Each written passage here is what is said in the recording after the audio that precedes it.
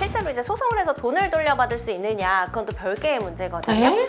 그 임대인이 돌려줄 돈이 있어야지 내가 임대차 보증금을 반환받는 거기 때문에 실제로 자력이 없는 경우가 대부분이에요. 빌라 같은 것들은 사실 시세 확인하기가 어렵거든요. 어렵죠. 특히 신축 빌라 같은 거는 이제 내가 첫 번째로 거래하는 사람일 수도 있어요. 그렇게 되면은 이 객관적인 가치를 알기가 좀 어렵기 때문에 그래서 시세가 좀 부풀려진다거나 뭐 이런 사례들 때문에 이제 내가 이제 깡통전세에 들어가는지도 모르고 들어가시는 분들 많거든요. 그래서 깡통전세를 들어가시면 좀 위험하다라고 하는 게 이제 전세가가 좀 책정이 돼 있는 곳을 들어가셔야 된다라고 보고 전세가가 너무 많이 떨어지게 된 거예요. 네, 안녕하세요. 도너리 김하나입니다. 자, 여러분 전 세계 어느 나라에도 없는 전세제도 우리나라에만 있다고 하는데요. 서민들이 주거 안정을 꿈꾸면서 또 나의 목돈도 지키고 싶어서 활용하고 있는 이 전세 제도로 최근에 많은 피해를 겪고 계신 분들이 많습니다. 그 전세 사기로 인해서 피해를 겪고 계시는 분들도 굉장히 많아지시고, 근데 또 그 대상이 젊은 2030 청년층, 또 신혼부부들이 대상이 많이 피해가 일어나고 있어서 더욱 안타까운데요. 이미 지금 전세살이를 하고 계신 분들은 어떻게 이것을 방지해야 할지, 또 그리고 전세 계약을 앞두고 계신 분들은 또 뭐를 주의해야 할지 우리 부동산 전문 김혜림 변호사님 모시고요. 이번 시간에 이야기 나눠보도록 하겠습니다. 변호사님 어서 오세요. 네, 안녕하세요. 네. 김혜림 변호사입니다. 네.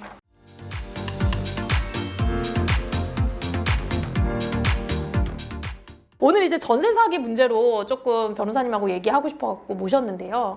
진짜 전세 사기로 인해서 피해를 입으신 분들도 있을 수 있고, 뭐 그 집주인이 뭐 투자를 실패한다거나 아니면 정말 돌려주고 싶지만 진짜 돈이 없어가지고 피해를 입으신 경우도 있잖아요. 이것도 구분을 해야 될까요? 네, 요즘에 이제 그 전세 보증금 돌려받지 못하면은 다 내가 전세 사기 피해를 맞아, 입었다라고 맞아. 말씀하시는데 나는 돈을 못 받았으니까. 사실 이제 그 사기 피해를 입었다라고 하려면은 형사처벌 대상이 되는 거잖아요. 그래서 이런 경우에는 이제 처음부터 전세 계약 체결할 때 전세 보증금을 돌려주지 않을 목적을 갖고 있었다라는 게 이제 그 증명이 돼야 되거든요. 그래서 이제 우리가 부르는 그 전세 보증금을 반환받지 못한 피해 사례들이 대부분은 사기죄로 처벌되지 못하는 그런 사례라고 보시면 돼요. 아, 실질적으로 네. 난 보증금을 못 받았지만 그게 사기는 아니다. 그렇죠. 형사처벌과 민사상의 어떤 이제 보증금 반환 청구는 조금 다르게 보셔야 되는데 그냥 돌려받지 못한 거는 대부분 이제 그 전세 계약에 따라서 임대인한테 임대차 보증금 반환 청구를 해서 돌려받으시는 거고 민사로. 네, 아주 네. 특별한 경우에는 이제 형사처벌 대상이 되는 거죠. 근데 이제 최근에 이제 문제가 됐던 거는 한 사람이 뭐 수백 채씩 갖고 있다가 천채 막 이렇게 하더라고요. 연쇄적으로 전세 보증금 돌려주지 못해서 이제 피해를 입게 되는 그런 사례들이 많았었는데 사실 이런 경우에는 자기 자력을 벗어나서 좀 무리하게 어떤 주택을 취득하고 전세 보증금을 받았던 부분들이 있기 때문에 전세 사기로 분류를 하고는 있죠. 근데 이게 사기가 아니라 단순히 돌려받지 못한 경우에도 아까 민사상의 어떠한 이런 그 소송을 거칠 수 있다고 하는데 이게 일반인들인 경우에는 조금 접근하기가 어려울 것 같거든요. 네. 소송이 일어나기도 하나요, 이렇게? 소송으로 구제를 받으실 수밖에 없는데 실제로 이제 소송을 해서 돈을 돌려받을 수 있느냐, 그건 또 별개의 문제거든요. 에? 그래서 임대차 계약이 있으면은 임대차 계약이 종료가 됐다. 그럼 임대차 보증금 당연히 반환 청구해서 그쵸, 받을 그쵸. 수 있는 거잖아요. 네. 그래서 소송은 뭐 100% 승소죠. 근데 문제는 그 임대인이 돌려줄 돈이 있어야지 내가 임대차 보증금을 반환받는 거기 때문에 실제로 자력이 없는 경우가 대부분이에요. 아, 그러면은 내가 임대보증금 못 받는다고 내놔라 하고 임대인하고 소송을 붙어도 임대인이 돈이 없으면 결국 나는 돈을 못 받는 거네요? 그렇죠. 이제 임대인한테 어떤 뭐 재산이나 뭐 이런 것들도 사실 뭐 확인이 안 된다거나 있다라고 하더라도 뭐 선순위 근저당권이나 다른 채권자가 너무 많다라고 네. 하면은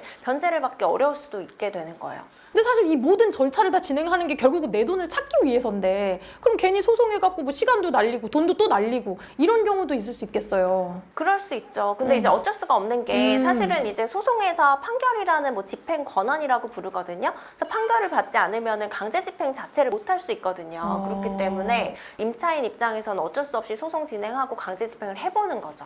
강제 집행이라는 건 뭔가요, 변호사님? 강제 집행은 임의로 돈을 변제하지 않았을 때 뭐 부동산에 대해서는 뭐 경매를 넣는다거나 흔히 알고 계신 거죠. 네. 그리고 이제 그 뭐 통장 같은 것들은 이제 압류 및 추심이라고 해서 이제 압류를 하면 내가 대신 빼갈 수 있는 권리가 생길 수가 있거든요. 집주인의 통장을? 네, 그런 식으로 이제 집주인의 어떤 재산을 강제 집행하는 거죠. 아, 그럼 강제 집행을 해가지고 만약에 이제 돈이 있다. 그러면 이제 그걸 당연히 내가 취할 수 있지만 그렇지 않다 그러면 그냥 소송을 해도 사실 무의미한 경우가 많을 것 같아요. 그럴 그럴 수도 있죠. 이게 안타깝네. 이게 굉장히 법률적인 사항이 복잡하게 연결돼 있다 보니까 사실 우리가 전문가들의 도움을 좀 받아야 될 것 같은데 일반인들이 좀 도움을 받을 수 있는 무료 자문이라던가 어떤 창구가 될 만한 기관이 좀 있을까요? 이게 지금 구청 단위에서는 대부분 무료 법률 자문을 좀 진행을 하고 있어요. 근데 이제 대부분 피해자분들이 말씀하시는 거는 별로 도움이 안 된다라는 거거든요. 도움이 안 되면 우리는 어떻게 해야 되나? 소송을 직접 해주시는 게 아니기 때문에. 근데 이제 제가 지금 드리는 말씀 정도만 드릴 수가 있는 거예요. 그건 실제로, 유튜브에서도 볼 수 있는데? 소송을 하면은 승소할 수 있는데 거기서 이제 돈을 받으려면은 임대인의 재산이 있어야 된다라는 거죠. 그래서 실제로 이제 그 소송 절차나 뭐 이런 것들은 직접 진행하시기가 좀 어려운 부분이 있잖아요. 그러다 그렇죠. 보니까 이제 자문만으로는 좀 부족한 부분들이 있죠. 그러니까 결국에 어떠한 법적인 행위를 해야 될 때는 우리 변호사님의 도움을 받아야 될 수밖에 없고 근데 사실은 받는다 그래도 돈을 받을 수 있는지가 불확실하기 때문에 너무 억울할 것 같아요. 그렇죠. 근데 이제 안 해보기에는 또 그렇게 되면은 아예 포기해버리는 거니까 이제 좀 문제가 있는 거죠. 그리고 이제 나중에 승소하시면은 당연히 상대방한테 변호사 비용이라던가 뭐 들어간 소송 비용들을 청구할 수는 있어요. 근데 이것도 임대인이 뭐 임대차 보증금도 돌려주기 어려운 경제적 자력인데 이게 그 소송 비용까지 물어줄 수 있냐? 이건 또 별개의 문제인 거죠. 그럼 그 절차는 보통 기간이 어느 정도 걸리나요? 만약에 고소를 한다면? 보통 그냥 일반적인 소송 절차가 6개월에서 1년 걸린다고 보시면 되고요. 강제 집행까지 한다라고 하면은 이게 몇 년 지나갈 수도 있어요. 경매로 팔려야 되는 문제니까. 네, 그리고 제가 말씀드리는 거는 1심이거든요. 2심, 3심 간다라고 하면 몇 년 이제 지나갈 수도 있는 거죠. 임대인이 뭐 항소를 할 수도 있는 거고 뭐 이렇기 네. 때문에. 근데 대부분의 이제 돈을 돌려주지 않는 임대인들은 대응을 적극적으로 하는 경우는 별로 없어요. 어차피 줘야 되는 거를 안 준 거는 뻔한 사실이니까. 네, 그렇기도 하고 대응한다고 해서 뭐 달라질 건 없잖아요. 당연히 그렇죠. 줘야 되는 거고 또 임대인이 안 주려고 마음을 먹은 거죠 이미. 그래서 뭐 소송을 하든 뭘 하든 난 어차피 재산이 없으니까. 이렇게 전세 사기 피해를 보신 분들은 사실은 나는 그냥 내 돈을 돌려받고 싶을 뿐인 건데 참 이 구제 방법이 마땅치 않다라는 게 안타까운 문제인 것 같습니다. 그럼 지금 이제 전세 살이를 하고 계시는 분들이 약간 이런 불안감을 느낄 수가 있거든요. 내가 살고 있는 이 전셋집이 지금 깡통 전세냐, 뭐 역전세냐, 뭐 이런 얘기도 많이 나오고 있는데 그런 걸 확인할 수 있는 방법이 좀 있을까요? 이제 시세를 보셔야 되는데 문제는 아파트 같은 경우에는 비슷한 사례들이 많잖아요. 네. 그래서 이제 그 시세 확인하는 게 굉장히 쉬운데 근데 이제 빌라 같은 것들은 사실 시세 확인하기가 어렵거든요. 어렵죠. 특히 신축 빌라 같은 거는 이제 내가 첫 번째로 거래하는 사람일 수도 있어요. 그렇게 되면은 이 객관적인 가치를 알기가 좀 어렵기 때문에 그래서 시세가 좀 부풀려진다거나 뭐 이런 사례들 때문에 이제 내가 이제 깡통 전세에 들어가는지도 모르고 들어가시는 분들 많거든요. 그리고 이제 직구하러 다니다 보면은 조금 약간 깨끗한 집에 살고 싶어가지고 그쵸? 왠지 그런 네. 집이 더 끌리거든요. 그래서 이제 근저당, 선순위 근저당이 잡혀 있어도 신축이기 때문에 신축 빌라 전세를 들어가시는 분들이 꽤 많다라고 보시면 돼요. 상당히 위험할 수가 있고 그 깡통 전세는 보통 이제 내가 그 임대차 보증금과 또 선순위 근저당을 합친 게 전체 시세 한 70% 정도 되면은 그런 깡통 전세로 분류를 하고 있어요. 그러면 이제 우리가 부동산 등기부등본을 뗐을 때 사실 이제 부동산 전세 계약하러 가면은 공인중개사가 떼주거든요. 네. 등기부등본을. 거기에서 저희가 확인해야 되는 게 선순위 근저당이 있느냐. 그러니까 선순위 근저당이 있느냐는 뭘 봐야 돼요? 거기서 을구를 보시면은 이제 선순위 근저당권이 얼마가 이제 되어 있는지 채권 최고액이 기재가 돼 있거든요. 그럼 채권 최고액이 뭐 예를 들어서 뭐 2억 이렇게 기재가 돼 있는 거예요? 네, 그렇죠. 그러면 이제 보통 120% 실제 채무의 120% 정도를 채권 최고액으로 잡아두기 때문에 대략 그 집에 얼마의 채무가 잡혀 있다를 아실 수가 있는 거죠. 그러면 2억이라고 채권 최고액이 잡혀 있으면은 2억까지는 아니지만 한 그 정도까지는 부채가 잡혀 있을 수도 있다. 네, 그 말씀이신 맞아요. 거네요. 그리고 이게 선순위 근저당이 잡혀 있으면은 이 임대인이 그 채무를 지고 있는 거잖아요. 그렇죠. 지금. 빚이 있는 거니까. 네, 근데 이제 채무에 대한 뭐 이자를 변제하지 않는다거나 했을 때는 이제 은행에서 그 경매가 들어올 수가 있는 거죠. 그렇기 때문에 뭐 금액이 작다라고 하더라도 언제든지 뭐 이렇게 뭐 경매 절차가 진행된다거나 이런 부분들을 좀 겪을 수 있다라는 거를 좀 염두에 두셔야 돼요. 그럼 만약에 이제 집주인이 뭔가 빚을 못 갚아가지고 경매로 넘어갔다라고 하면 제가 보증금을 그래도 일정 부분 돌려받을 확률은 좀 있는 건가요? 그 낙찰 금액이 중요하거든요. 그래서 깡통 전세를 들어가시면 좀 위험하다라고 하는 게 저는 한 70%도 좀 위험하다고 봐요. 그래서 50% 이하로 이제 전세가가 좀 책정이 돼 있는 곳을 들어가셔야 된다라고 보고 역전세 시장세 때문에 또 한참 난리였잖아요. 맞아요, 그래서 이게 맞아요, 문제가 집값이 갑자기 급등했다가 또 전세가도 막 따라서 올랐잖아요. 뭐 맞아요, 임대차 맞아요. 3법이나 뭐 이런 네. 것들 때문에. 그러다가 갑자기 또 이제 금리나 뭐 이런 것들이 급격하게 오르면서 그 거래 시장이 안 좋아졌잖아요. 그러면서 전세가가 너무 많이 떨어지게 된 거예요. 그리고 거래도 안 되고 하다 보니까 이제 임대인들이 역전세가 발생하면은 전세금 일부를 돌려줘야 되잖아요. 근데 이 그렇죠. 돈이 없는 거죠. 그러다 보니까 이게 한 채만 갖고 있으면 그나마 해결 가능한데 여러 채를 갖고 있다라고 하면 연쇄적으로 이게 임대차 보증금을 돌려주지 못하는 상황이 발생할 수밖에 없는 거죠. 그래서 역으로 집주인이 막 월세를 준다는 얘기도 있고 그런 얘기도 들어본 것 같아요. 네, 맞아요. 그래서 그거를 이제 그 보통은 전세자금 대출로 들어오시니까 네. 전세자금 대출에 대한 이자를 좀 지원해주는 방향으로 해서 뭐 임대차 기간을 연장을 한다거나 뭐 그런 형태로도 좀 계약이 많이 이루어졌었죠. 그러면은 내가 살고 있는 집에 보니까 우리 옆집이 재계약을 했는데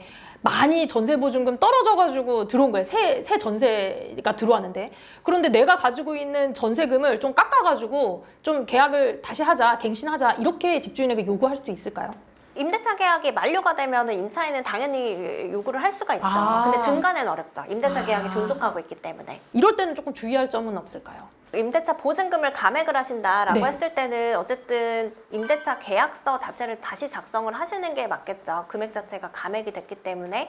그리고 이거를 이제 돌려주지 못한다라고 했을 때는 사실 임대인이 그 나중에 임대차 보증금을 돌려주지 못할 정도의 능력이라고 볼 수가 있잖아요. 그래서 최대한 좀 빨리 돌려받고 나오시는 게 좋겠죠. 아, 그냥 거기를 갱신을 하지 말고 그냥 받아서 나와서 다른 네. 곳에 가는 게. 근데 이제 보통은 그 임대인이 새로운 임차인 구할 때까지 못 돌려준다라고 맞아요, 하는 맞아요. 경우들도 많고 그렇게 되면 임차인 입장에서는 아까 말씀드린 것처럼 소송으로 갈 수밖에 없는데 시간도 많이 걸리고 그리고 임대인이 마땅한 재산이 없다라고 하면은 사실상 변제받기도 좀 어려운 부분이 있어요. 네. 그러면 이제 임대차 계약이 다 지나더라도 내가 보증금을 못 받았는데 집을 뺄 수는 없잖아요. 내가 네. 계속 여기 있어야 된단 말이에요.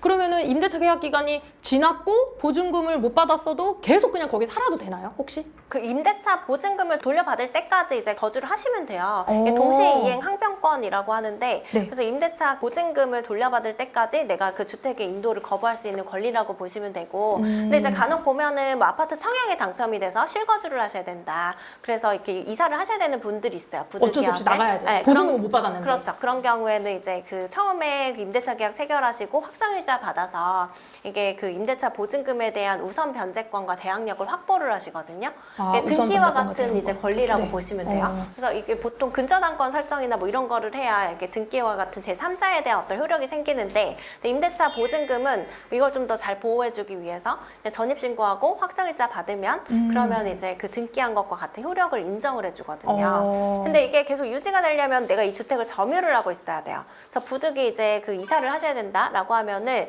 임차권 등기 명령 신청이라는 게 있어요. 아. 이거를 하시면은 한 달 정도 걸리거든요. 네. 요즘에 전자로도 좀 간편하게 하실 수가 있기 제가 때문에 그냥 직접 할 수도 있는 거예요? 네, 하실 수 있어요. 그냥 해두시고 이제 등기되는 거 보고 이사를 하셔야 되는 거죠. 임차권 등기 명령 신청을 하면은 내가 전세 보증금 못 받고 나가더라도 일단 확보는 되는 거다. 그렇죠. 아, 그렇게 이런 건 조금 기억을 여러분 해주시면 좋을 것 같습니다.